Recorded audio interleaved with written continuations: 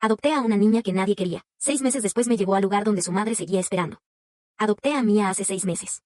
Pero si soy honesta, la decisión no empezó el día que firmé los papeles. Empezó el día que entendí que mi casa estaba demasiado silenciosa. Después de mi divorcio, el silencio se volvió físico. No era solo ausencia de ruido. Era una sensación de espacio vacío. La idea de adoptar no fue impulsiva. La pensé durante años. Pero siempre encontraba una excusa.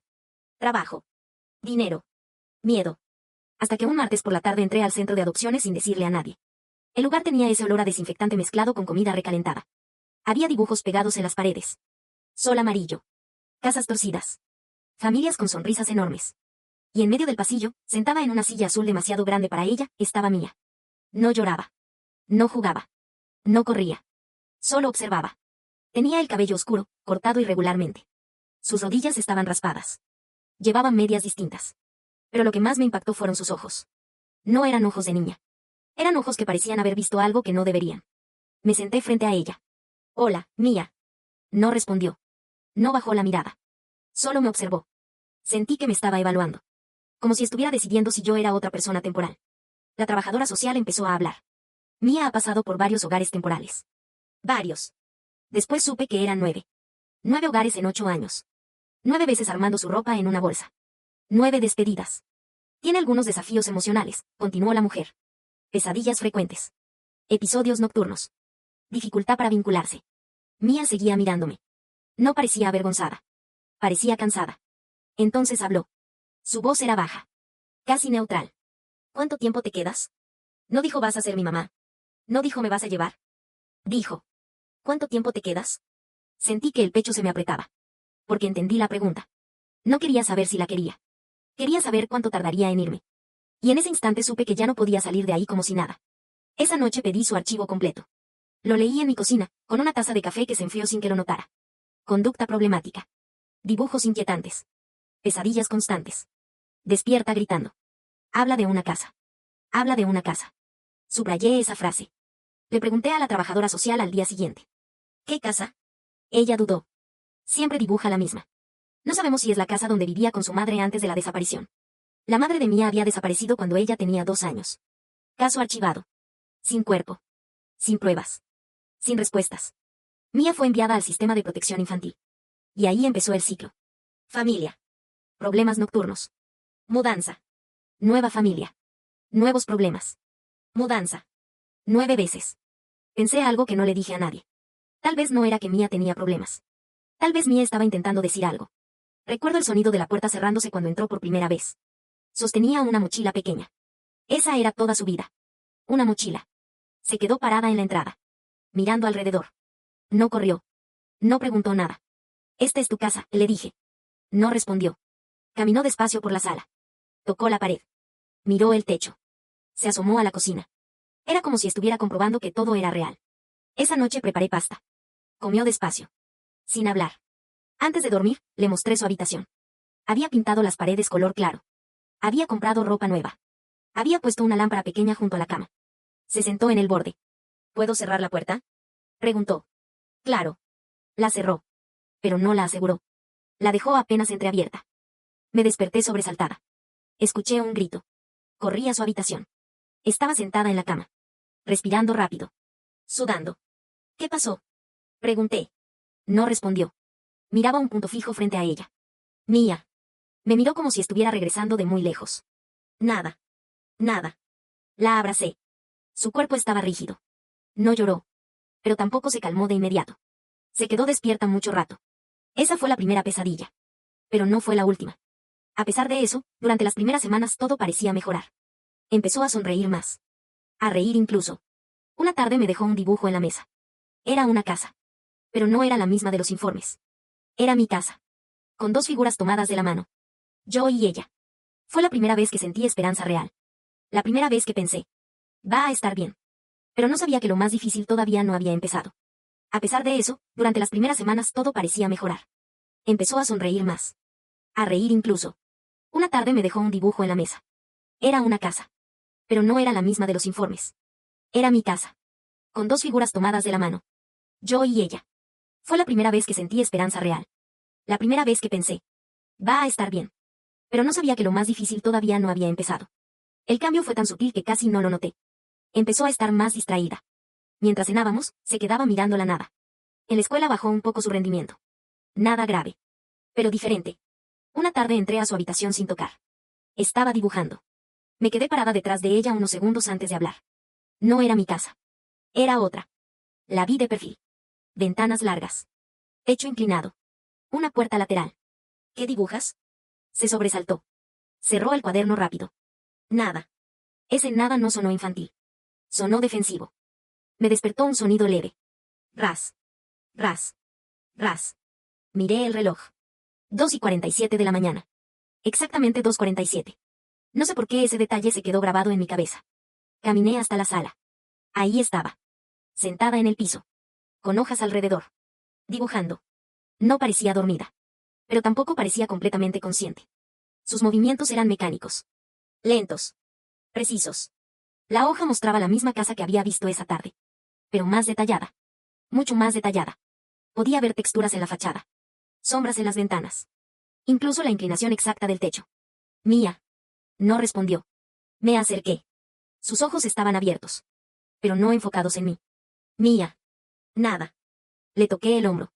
Se detuvo. Parpadeó. Me miró como si recién me viera. ¿Qué haces despierta? Sentí un escalofrío. Eso te iba a preguntar yo. Miró el dibujo. Frunció el ceño. Yo no hice eso. La forma en que lo dijo. No era mentira. Era confusión real. Pensé que era sonambulismo. Busqué información. Leí foros. Hablé con una psicóloga infantil. Me dijeron que era común en niños con trauma temprano. Estrés acumulado. Recuerdos fragmentados. Nada grave. Pero no fue una sola noche. Fue la siguiente. Y la siguiente. Y la siguiente. Durante semanas. Siempre 2:47. Siempre la misma casa. Cada vez más completa. Primero la fachada. Después el jardín descuidado. Después el interior. Una cocina antigua. Mesa de madera. Escaleras estrechas. Y finalmente. Un sótano. La primera vez que dibujó el sótano me quedé sin aire. Porque no lo dibujó como un niño dibuja algo imaginado. Lo dibujó con perspectiva. Con profundidad. Había cajas. Había una bombilla colgando. Y una pared. Una sola pared sombreada más oscuro que las demás. Un rectángulo más intenso. Como si algo estuviera detrás. Esa noche no la desperté. Me quedé sentada observándola. Terminar el dibujo le tomó casi una hora. Cuando terminó, dejó el lápiz. Se levantó. Caminó de regreso a su cuarto. Y se metió en la cama. Como si nada. A la mañana siguiente no recordaba nada. Empezó a preguntarme cosas extrañas. ¿Aquí hay sótano? No. Suspiró. Como si eso la aliviara. ¿Las paredes pueden sonar diferente por dentro? Sentí un nudo en el estómago. ¿Por qué preguntas eso? Nada. Otra vez nada. Pero su nada siempre significaba algo. Su ansiedad empezó a subir. Se sobresaltaba con ruidos mínimos. Un día golpeé la pared sin querer al mover un mueble. Ella gritó. No como niña asustada. Como alguien que recuerda algo físico. Corrió a su cuarto. La encontré abrazándose las piernas. No quiero que la tapen otra vez. El mundo se me congeló. ¿Tapar qué? Me miró. Sus ojos estaban húmedos. Pero no lloraba. Nada. Otra vez. Nada. Los dibujos empezaron a acumular. Los guardé todos. Más de 40 hojas. Siempre la misma casa. Siempre el mismo sótano. Siempre la misma pared. Una noche decidí compararlos. Los puse todos sobre la mesa. Me di cuenta de algo. La casa no cambiaba. No evolucionaba. No era imaginación. Era memoria. Cada dibujo era idéntico al anterior en estructura. Solo agregaba detalles nuevos. Como si estuviera recordando capas. Como si estuviera reconstruyendo algo real. Fue una tarde lluviosa. La encontré sentada en el piso de su habitación. Mirando el último dibujo. No estaba dibujando. Solo miraba. Mía. No respondió. ¿Esa casa existe? Silencio. Largo. Pesado. Su respiración cambió. Sí. No lo dijo con duda. Lo dijo con certeza. Sentí que el aire en el cuarto se hacía más denso. ¿Dónde está? Se levantó. Fue a su mochila. Sacó una hoja. Tomó un lápiz. Y escribió una dirección completa. Calle. Número. Código postal. Perfecto. Me la entregó. Ahí está mamá. Y por primera vez desde que la conocí. Sentí miedo real. No por fantasmas. No por imaginación. Sino porque su tono no era el de una niña inventando algo. Era el de alguien que estaba señalando un lugar exacto en el mapa. Me quedé mirando el papel durante mucho tiempo. La dirección estaba escrita con letra firme. No temblorosa. No infantil. Firme. Eso fue lo que más me inquietó. No había tachones. No hubo duda. Como si la hubiera repetido muchas veces en su cabeza antes de escribirla. ¿Cómo sabes eso? Pregunté. Mía no me miró. Estaba sentada en el borde de su cama, balanceando los pies. Lo recuerdo. No dijo creo. No dijo soñé. Dijo, lo recuerdo. Sentí que el corazón me latía más fuerte de lo normal. Intenté mantener la voz estable. ¿Recuerdas haber estado ahí? Asintió. Vivía ahí. ¿Con tu mamá? Asintió otra vez. ¿Y qué pasó? Ahí sí levantó la mirada. Sus ojos cambiaron. No era tristeza. Era algo más oscuro. No quiero que la tapen otra vez. Esa frase volvió. Y esta vez no pude fingir que no la escuché. Esa noche casi no dormí. Tenía el papel doblado sobre la mesa de la cocina. Lo miraba como si fuera a desaparecer. Me repetía cosas lógicas. Tenía 2 años cuando su madre desapareció. La memoria a esa edad es fragmentada. Puede ser una construcción mental. Puede haber escuchado algo en el sistema. Intentaba convencerme. Pero algo no encajaba. Los dibujos. La constancia. La precisión. Y sobre todo, el sótano. A la mañana siguiente, mientras Mía desayunaba cereal, actué normal. Demasiado normal. Hoy paso por ti temprano, ¿sí? Está bien. No parecía preocupada. Pero estaba más callada que de costumbre. Como si supiera que yo ya había cruzado una línea. Esperé hasta que ella estuvo en la escuela. Tomé el papel. Marqué el número de una inmobiliaria de esa zona. Me contestó un hombre con voz cansada. Inmobiliaria Galvez, ¿en qué puedo ayudarla? Tragué saliva. Quería consultar por una propiedad en, leí la dirección. Hubo un silencio. No uno normal. Uno incómodo. Sí, esa casa está en venta. ¿Hace cuánto? Mucho tiempo. ¿Por qué no se ha vendido? Otro silencio. Más largo. Escuché cómo cambiaba el tono de su respiración. Hubo una desaparición ahí. Sentí que el estómago se me cerraba. ¿Desaparición? Sí. Una mujer. Hace años. Nunca encontraron el cuerpo. El caso se enfrió. ¿Tenía una hija? Pausa. Sí. El mundo pareció inclinarse un poco. La niña fue enviada al sistema, continuó él. Desde entonces nadie quiere la casa. La gente habla. ¿Habla de qué? Ruidos. Historias. ¿Usted sabe cómo es? No. No sabía. Pero empezaba a entender. ¿Puedo verla? Claro. Tengo las llaves. Puedo mostrarla mañana. Acepté. Colgué. Y me quedé sentada sin moverme. No era coincidencia. No podía hacerlo. Al día siguiente dejé a Mía en la escuela. Oh, eso pensé. Durante todo el camino hacia la dirección sentía una presión en el pecho. Como si estuviera haciendo algo que no debía. Como si estuviera traicionando algo. Llegué primero que la gente. Me quedé dentro de la camioneta mirando la fachada desde lejos. La reconocí inmediatamente. No porque la hubiera visto antes, sino porque la había visto 40 veces en dibujos. El techo inclinado. Las ventanas largas. La puerta lateral. El jardín descuidado. Exactamente igual. Sentí un escalofrío recorrerme los brazos. El agente llegó unos minutos después. Me saludó con formalidad. Es una casa grande. Necesita arreglos. Yo apenas lo escuchaba. Mis ojos no se apartaban de la estructura. Era como ver un recuerdo que no era mío. Cuando estacioné completamente y apagué el motor, escuché un pequeño golpe detrás. Mi corazón se aceleró. Bajé del vehículo. Abrí la puerta trasera. Y ahí estaba. Mía. Sentada en el suelo del asiento. Mirándome. No parecía culpable. No parecía asustada. Solo, decidida. ¿Por qué hiciste eso? Susurré. Tenía que venir. ¿Desde cuándo estás ahí? Desde que salimos. Sentí una mezcla de enojo y algo más difícil de nombrar. Mía, esto no es un juego. Ella miró la casa. No me miró a mí. Es ahí. El agente se acercó, confundido. ¿Todo bien? Sí, mentí. Pero no estaba bien. Nada estaba bien. El agente abrió la puerta principal. El sonido de la cerradura girando fue más fuerte de lo que debería. Entré primero. El aire olía a polvo y madera vieja. Había una capa de abandono en todo. Pero la estructura estaba intacta. El suelo crujía bajo mis pasos. Las ventanas estaban cubiertas de suciedad. Mía entró detrás de mí. No dudó. No miró alrededor con curiosidad. Caminó como si supiera exactamente a dónde ir. Tocó la pared del pasillo. Rozó la baranda de la escalera. Pasó los dedos por el marco de la cocina. Aquí estaba la mesa, dijo. El agente me miró. Yo no respondí. Sentí que el aire se volvía más denso. Ella no preguntó. Simplemente caminó hacia una puerta al fondo. La abrió. Escaleras. Oscuras. Que bajaban. Mi respiración se volvió más superficial. Mía, espera. Pero ya estaba bajando. La bombilla del sótano no funcionaba. El agente encendió la linterna de su celular. Las paredes eran de cemento. El suelo frío. No veía nada extraño. Solo un sótano viejo. Hasta que Mía se detuvo. Caminó directo hacia una pared específica. No dudó. No miró otras. Esa.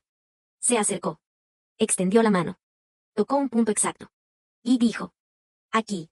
Sentí que el corazón me golpeaba en el pecho. ¿Qué hay ahí? Pregunté, apenas susurrando. Ella no me miró. Sus ojos estaban fijos en el cemento.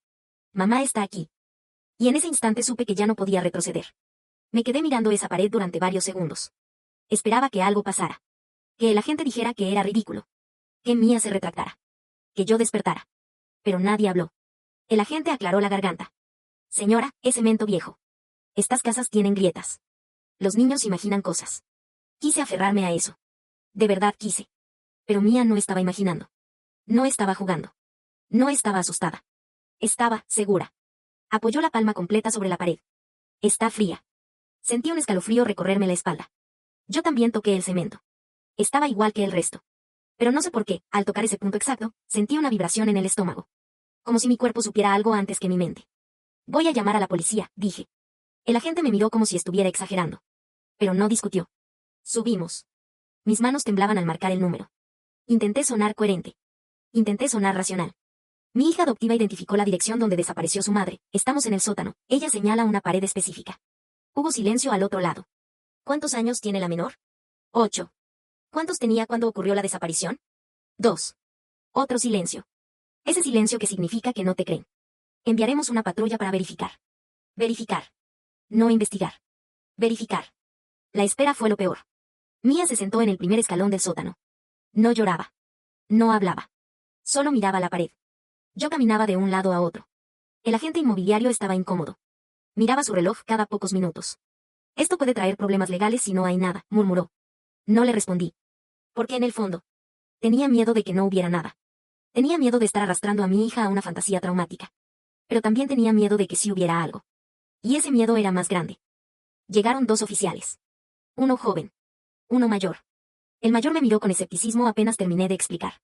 Señora, los recuerdos antes de los 3 años no suelen ser confiables. Ya lo sabía. Ya me lo había repetido 1000 veces. Pero algo en mi interior gritaba que esta vez era distinto.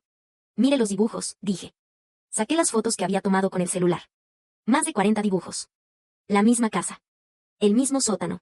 La misma pared. El oficial joven los observó con más atención. Es mucha consistencia, murmuró. El mayor suspiró. Vamos a bajar. Bajamos todos. El aire parecía más pesado ahora. Más cargado. Mía no se movió de su lugar. El oficial mayor examinó la pared. Golpeó el cemento con los nudillos. Suena sólido. Mía habló por primera vez desde que llegaron. Más abajo. El oficial frunció el ceño. Golpeó más abajo. El sonido fue apenas diferente. No hueco. Pero menos denso. El joven se arrodilló. Tocó la superficie. Aquí hay una sección con textura distinta. Mi respiración se volvió superficial. Puede ser una reparación vieja, dijo el mayor. ¿Podemos traer perros? Pregunté. Hubo otra pausa. No querían hacerlo. Se notaba. Pero algo en la escena ya no parecía un simple capricho. Haré una llamada, dijo finalmente el oficial joven. Tardaron casi 1 hora en llegar. Esa hora se sintió eterna. Mía no apartaba la mirada de la pared. En un momento le pregunté. ¿Recuerdas qué pasó? No respondió de inmediato. Luego susurró. La escuché. ¿A quién? A mamá. Sentí que la sangre me abandonaba el rostro. ¿Qué escuchaste? Golpes. Se llevó las manos a los oídos. Golpes desde adentro. No lloró. Eso fue lo peor. Si hubiera llorado, habría sido más fácil. Pero estaba describiendo algo. No reaccionando a una emoción. Los perros llegaron. Descendieron las escaleras. Uno pasó de largo. El otro se detuvo. Olfateó. Giró en círculo. Y comenzó a ladrar. Directamente en el punto donde Mía tenía la mano apoyada. El sonido llenó el sótano. Ladridos cortos. Insistentes. El oficial mayor cambió la expresión. Ya no había escepticismo. Había tensión. Necesitamos autorización, dijo. Subimos. Firmé documentos sin leerlos realmente. Autorización para intervención estructural. Posible alteración de escena antigua. Procedimientos forenses. Todo parecía surreal. Yo firmaba mientras mi hija de 8 años estaba sentada mirando una pared donde decía que su madre estaba enterrada. El tiempo pasó lento. Pero finalmente. Trajeron herramientas. El sonido del martillo contra el cemento fue brutal. Seco. Violento. Cada golpe resonaba en mi pecho. Mía se puso rígida. No miraba. Pero tampoco se iba. El oficial joven rompió una primera capa. Polvo. Fragmentos. Luego otra. Y otra. Hasta que el sonido cambió. Ya no era sólido. Era hueco. Mi corazón empezó a latir tan fuerte que pensé que me desmayaría. El oficial detuvo el martillo. Miró al mayor. Se miraron. Y comenzaron a retirar el material con más cuidado. Poco a poco. Más lento. Más preciso. El aire en el sótano se volvió insoportable. Y entonces. Apareció algo. No lo describiré. Solo diré que el silencio que siguió fue absoluto. Nadie habló. Nadie respiró fuerte. Solo el eco del polvo cayendo. El oficial mayor bajó la mirada. Confirme en escena. Sentí que las piernas me fallaban. Me apoyé contra la pared opuesta. Mía dio un paso adelante. Muy pequeño. Y susurró. Te dije. No había triunfo en su voz. Solo alivio. Después de que confirmaron lo que había detrás de la pared, todo se volvió procedimiento. Cintas amarillas. Radios encendidos. Voces bajas. Luces que iluminaban el sótano como si quisieran borrar la oscuridad de años en minutos. Yo estaba sentada en el segundo escalón. No lloraba. No podía. Sentía que algo dentro de mí se había quedado en blanco. Mía estaba de pie a mi lado. No miraba directamente hacia donde trabajaban los forenses. Miraba el piso. Pero su respiración era más estable que la mía. Como si para ella esto no fuera una sorpresa, sino confirmación. Nos pidieron salir de la casa. Un oficial me explicó con tono formal. Necesitamos tomar declaración. Especialmente de la menor. La palabra menor me molestó. Era mi hija. Pero asentí. Nos llevaron a la patrulla. Mía subió sin resistencia. Durante el trayecto no habló. Yo tampoco. El silencio entre nosotras no era incómodo. Era denso. Nos llevaron a una sala pequeña en la comisaría. Paredes claras. Una mesa metálica. Una cámara discreta en una esquina. Una psicóloga infantil se presentó. Voz suave. Movimiento lento. Solo queremos entender que recuerdas, ¿sí? Mía asintió. Yo observaba cada gesto de mi hija. Esperaba que colapsara. Que llorara. Que dijera que todo era un error. Pero no lo hizo. ¿Recuerdas vivir en esa casa? Preguntó la psicóloga. Sí. ¿Cuántos años tenías? Mía frunció el ceño. Pequeña. ¿Recuerdas a tu mamá? Silencio. Luego asintió. Ella cocinaba mucho. Esa respuesta me atravesó. Era tan cotidiana. Tan simple. ¿Recuerdas al hombre? La habitación se tensó. Mía dejó de balancear las piernas. Sus manos se cerraron sobre sus rodillas. Sí. ¿Quién era? Amigo. Esa palabra se quedó flotando. ¿Amigo de quién? De mamá. La psicóloga habló con extrema suavidad. ¿Recuerdas su nombre? Mía respiró más lento. Como si estuviera buscando algo muy atrás. Roberto. El aire en la habitación cambió. La psicóloga no reaccionó visiblemente. Pero yo sentí que mi estómago se hundía. ¿Recuerda su apellido? Mía negó. Pero tenía reloj. ¿Reloj? Plateado. ¿Algo más? Tenía una rayita aquí, dijo, tocándose la mejilla izquierda. ¿Una cicatriz? Asintió. Y gritaba. Mi cuerpo se tensó. ¿Gritaba a quién? A mamá. ¿Recuerdas qué pasó ese día? Silencio largo. Mía miró la mesa. Sus dedos comenzaron a golpearla suavemente. Tac. Tac. Tac. Escuché golpes. Mi respiración se detuvo. ¿Dónde estabas tú? En las escaleras. ¿Qué viste? La puerta cerrada. ¿Qué puerta? La del sótano. La psicóloga intercambió una mirada breve con el detective detrás del vidrio. ¿Recuerdas haber bajado? Mía negó. Roberto me subió. ¿Te subió? Sí. ¿A dónde? A mi cuarto. ¿Y después? Después no estaba mamá. Esa frase fue dicha con total neutralidad. No tristeza. No rabia. Neutralidad. Eso me rompió más que cualquier llanto. Mientras la psicóloga seguía hablando con ella, un detective entró discretamente. Se inclinó hacia mí. Hay un Roberto Salas que trabajó hace años como asistente en el sistema de reubicación infantil. Sentí que la sangre se me iba a la cabeza. ¿Reubicación? Sí. Traslados entre hogares temporales. Mi mente empezó a conectar cosas. Los 9 hogares. Los cambios constantes. La inestabilidad. ¿Él manejó el caso de Mía? El detective me miró fijo. Sí. El aire desapareció del cuarto. Después de la desaparición, él estuvo involucrado en su proceso de traslado. Todo encajaba demasiado perfecto. Demasiado limpio. Demasiado conveniente. Esa noche no volvimos a casa. Nos alojaron en un hotel bajo protección mientras la casa seguía siendo escena activa. Mía durmió profundamente. Como si el hallazgo hubiera calmado algo en su interior. Yo no pude cerrar los ojos. El detective me llamó pasada la medianoche. Hemos empezado a revisar otros casos antiguos vinculados a Salas. Mi garganta se cerró. ¿Y? Hay patrones. ¿Qué tipo de patrones? Madres solteras. Hijos pequeños. Amistades cercanas. Desapariciones sin cuerpo. Sentí náuseas. ¿Cuántos casos? Silencio. Hasta ahora, 25. El mundo se hizo pequeño. Demasiado pequeño. Y muchos de esos niños, continuó el detective, fueron trasladados varias veces dentro del sistema. Por él. Sí. La pieza final cayó en mi mente. Él no solo había desaparecido madres. Había vigilado a los niños. Había movido a los que empezaban a recordar. Había evitado estabilidad. Porque estabilidad trae memoria. Esa noche miré a Mia dormir. Su rostro parecía tranquilo. Por primera vez en meses. Me pregunté cuántas veces había intentado decir algo. Cuántas veces alguien la había etiquetado como problemática. Cuántas veces alguien había decidido que era imaginación. Y me pregunté algo que me partió. Si yo hubiera ignorado ese papel, ¿seguiría su madre enterrada ahí? El arresto de Roberto Salas ocurrió 2 días después. No fue dramático. No hubo persecución. Lo encontraron en su casa, desayunando. Como si fuera un hombre común. Como si no hubiera pasado nada. Esa normalidad fue lo que más me perturbó cuando me lo contaron. Un hombre capaz de desayunar tranquilo mientras forenses trabajaban en el sótano de una casa que él conocía demasiado bien. El allanamiento ocurrió esa misma tarde. El detective me llamó por la noche. Su voz ya no tenía duda. Tenía peso. Necesita escuchar esto con calma. Me senté en la cama del hotel. Mia estaba dormida a mi lado. Encontramos material relevante. ¿Qué tipo de material? Hubo un silencio. Fotografías. Sentí un escalofrío. ¿De qué? De niños. Mi respiración se volvió más lenta. Más pesada. Niños del sistema. Mia. Sí. Cerré los ojos. ¿Qué más? Carpetas. ¿Carpetas? Archivadas con códigos del sistema NIA. Cada carpeta corresponde a un caso donde él participó como enlace de traslado. El sistema NIA. El mismo que aparecía en todos los reportes de Mia. El mismo código que marcaba sus cambios de hogar. ¿Qué había dentro? El detective tardó en responder. Notas. ¿Notas de qué? De comportamiento. Se me secó la boca. Escribía cuando un niño empezaba a hablar de recuerdos específicos. ¿Recuerdos de qué? De la madre. Sentí náuseas. Y cuando eso ocurría, continuó el detective, solicitaba traslado inmediato por inestabilidad emocional. El patrón era claro. Si un niño empezaba a recordar, lo movía. Si un niño se estabilizaba, lo desestabilizaba. La estabilidad trae memoria. Y la memoria trae preguntas. También encontramos grabaciones. Mi cuerpo se tensó. ¿Grabaciones de qué? Audios. ¿De los niños? Sí. Tuve que apoyar la frente contra la pared. ¿Qué hacía con ellas? Los entrevistaba de forma informal. Decía que era seguimiento emocional. ¿Y qué preguntaba?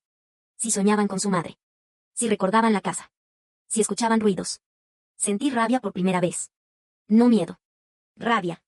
¿Por qué grababa eso? Para saber quién representaba un riesgo. Riesgo. Mi hija era un riesgo. Por recordar. La investigación comenzó a expandirse. Los 25 casos no eran coincidencia. Madres solteras. Hijos pequeños. Un amigo cercano que ayudaba. Desaparición sin cuerpo. Y después, él aparecía en el proceso del niño. Siempre. Como si se asegurara de controlar la única pieza viva que podía delatarlo. Esto no fue impulsivo, me dijo el detective. Fue metódico. Metódico. Esa palabra me persiguió toda la noche. No fue rabia momentánea. No fue accidente. Fue repetición. Planeación. Cobertura. Control. 2 días después me mostraron una foto oficial. Roberto Salas. 50 y tantos años. Cabello corto. Mirada pequeña. Y en la mejilla izquierda. Una cicatriz fina. Exactamente donde Mia la señaló. Sentí que el aire me faltaba. Porque eso confirmaba que no estaba reconstruyendo una historia. Estaba recordando un rostro real. Roberto negó todo. Dijo que era una coincidencia. Que la casa había sido manipulada antes. Que los niños inventan cosas. Que Mia tenía antecedentes de conducta problemática. Intentó usar el expediente contra ella. Pero esta vez los dibujos eran evidencia. La pared era evidencia. El patrón era evidencia. Las carpetas eran evidencia. Y lo más fuerte. La constancia de los traslados. El detective me pidió autorización para revisar más profundamente el expediente de Mia. Cuando lo hizo, encontró algo que yo no había visto. En uno de los primeros hogares temporales, cuando Mia tenía 4 años, la familia escribió. La niña habla de golpes en una pared. Dice que su mamá está abajo. La recomendación del sistema fue. Traslado inmediato por comportamiento perturbador. Firmado por Roberto Salas. Tuve que sentarme. Porque entendí algo devastador. Ella intentó hablar. Intentó decirlo. A los 4 años. Y él la movió. La aisló. La hizo parecer inestable. 9 veces. Hasta que alguien finalmente se quedó. Esa noche me senté junto a su cama. Lo arrestaron, le dije suavemente. Ella no preguntó quién. Sabía. ¿Ya no va a moverme? Sentí que me partía. No. Nadie va a moverte otra vez. Asintió. Mamá ya no está sola. Esa frase me dejó sin palabras. Porque para ella, lo más importante no era la justicia. Era que su madre ya no estuviera enterrada en silencio. El caso de Roberto Salas explotó en los medios 2 semanas después de su arresto. Los periodistas lo llamaron el caso de los niños trasladados. Pero los detectives lo llamaban de otra forma. El sistema que nadie cuestionó. Porque durante más de 10 años, Roberto había trabajado dentro del sistema de protección infantil. Nadie sospechó. Nadie miró demasiado profundo. Y cada vez que un niño decía algo extraño, era más fácil pensar que estaba traumado que imaginar algo peor. Después de que el caso se hizo público, comenzaron a aparecer más historias. Antiguos padres temporales llamaron. Trabajadores sociales revisaron expedientes antiguos. Y los detectives encontraron algo que helaba la sangre. Muchos niños habían dicho cosas similares. Frases pequeñas. Fragmentos. Recuerdos incompletos. Un niño dijo una vez: mi mamá está en el piso. Otro: hay ruido detrás de la pared. Otra niña dibujó una casa con algo rojo debajo. Pero todos esos reportes fueron clasificados como fantasías traumáticas. Y la solución siempre fue la misma. Traslado. Cambio de hogar. Cambio de entorno. Cambio de psicólogo.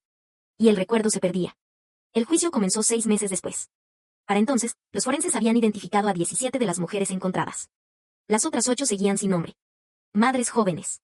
Madres solteras. Madres sin redes familiares fuertes. Exactamente el tipo de persona que desaparece. Sin que el mundo se detenga. Roberto Salas nunca confesó. Ni una vez.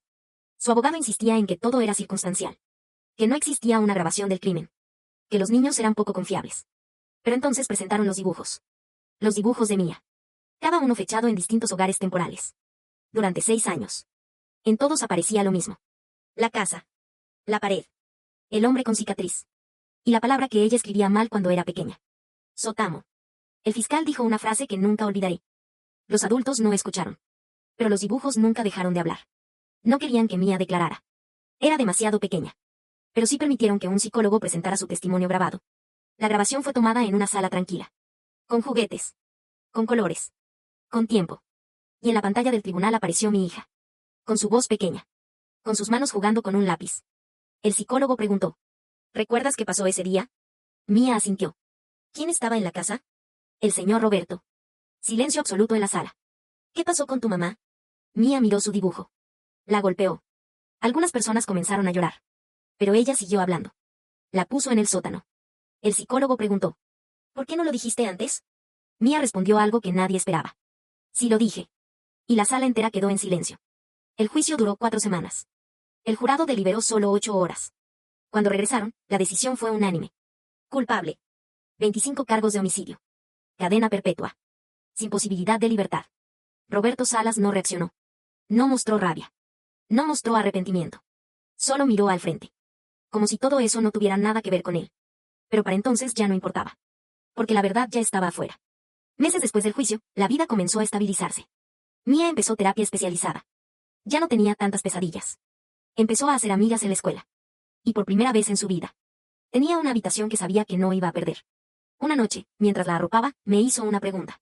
¿Mamá? Sí. Si yo no dibujaba, ¿alguien habría encontrado a mi mamá? Sentí un nudo en la garganta. Porque la respuesta honesta era probablemente no. Así que le dije algo diferente. Le dije la verdad que sí podía darle. Sí. Porque tú nunca dejaste de intentar decirlo. Ella se quedó pensando. Y luego dijo algo que todavía me rompe el corazón cuando lo recuerdo. Y luego dijo algo que todavía me rompe el corazón cuando lo recuerdo. Las otras mamás también necesitaban que alguien escuchara. El caso provocó cambios en el sistema. Nuevos protocolos. Revisión de expedientes antiguos. Investigaciones internas. Pero para muchos niños, llegó demasiado tarde. A veces pienso en los 24 niños que también vieron algo. Niños que fueron movidos de casa en casa. Niños a los que llamaron problemáticos. Niños a los que nadie escuchó. Excepto una niña pequeña que no dejó de dibujar. Han pasado 3 años. Mía tiene 11. Le gusta dibujar todavía. Pero ahora dibuja cosas diferentes. Perros. Árboles. Casas con ventanas grandes. Y a veces, 2 personas tomadas de la mano. Una grande. Una pequeña. Una vez le pregunté qué era ese dibujo. Y ella sonrió. Es mi casa.